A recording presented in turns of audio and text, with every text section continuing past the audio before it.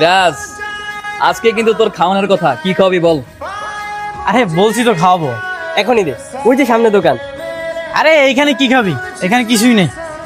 দরকার হলে আইসক্রিম খাবো, তবু তোকে ছাড়ছি না আজ। আমার কাছে টাকা নাই রে, মানে আছে কম আর কি।